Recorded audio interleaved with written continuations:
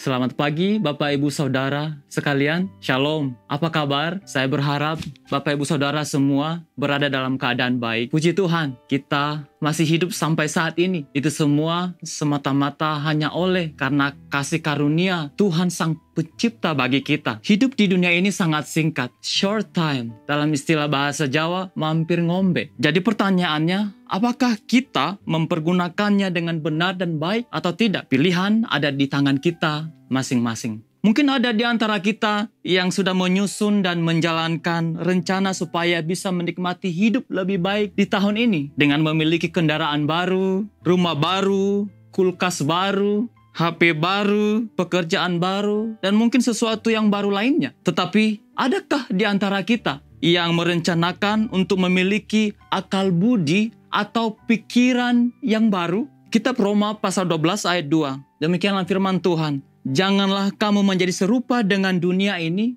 tetapi berubahlah oleh pembaharuan budimu, sehingga kamu dapat membedakan manakah kehendak Allah, apa yang baik, yang berkenan kepada Allah, dan yang sempurna. Mengapa kita perlu memiliki akal budi atau pikiran yang baru? Karena faktanya kita sudah terbiasa hidup dengan akal budi atau pikiran yang serupa dengan dunia ini. Sebagai manusia, mudah sekali bagi kita untuk berpikir negatif tentang sesuatu atau tentang orang lain.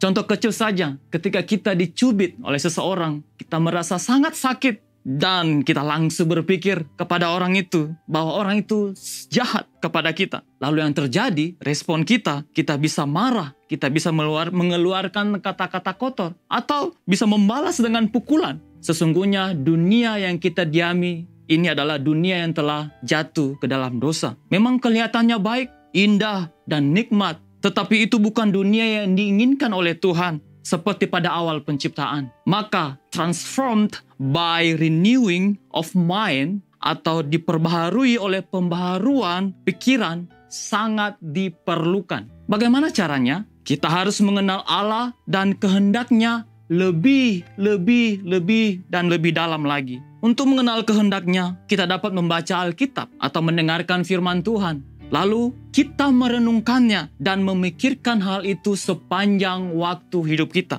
Ketika kita senantiasa memikirkan firman Allah, maka firman kebenaran itu akan mempengaruhi respon kita, perilaku kita terhadap orang lain atau sesuatu yang kita hadapi. Firman Tuhan juga sanggup membersihkan pikiran kita dari hal-hal yang negatif, jahat, atau kotor, dan memampukan kita untuk mengesampingkan pemikiran-pemikiran yang lama, yang duniawi. Perilaku manusia sangat dipengaruhi oleh pikiran. Pikiran merupakan hasil proses kognitif yang melibatkan pemrosesan informasi, pengambilan keputusan, dan pembentukan persepsi. Bapak Ibu Saudara, rindu mengalami transformasi hidup yang lebih baik di tahun ini? Amin. Itu dimulai saat akal budi pikiran kita dibaharui. Jadi, pikirkanlah semua yang benar, semua yang mulia, semua yang adil, semua yang suci, semua yang manis, semua yang sedap didengar, sesuai dengan kehendak Allah. Maka perilaku kita akan mengikuti hal-hal tersebut. Jika kita merenungkan atau memikirkan firman Tuhan yang mengatakan, kasihilah Tuhan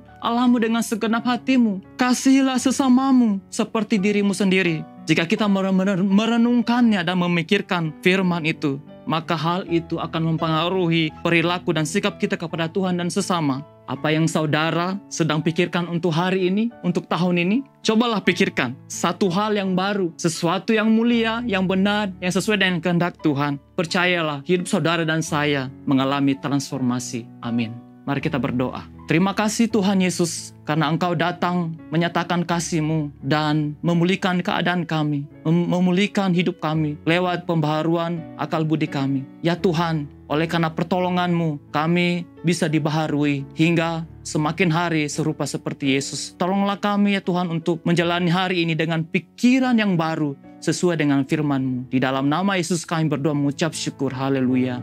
Amin.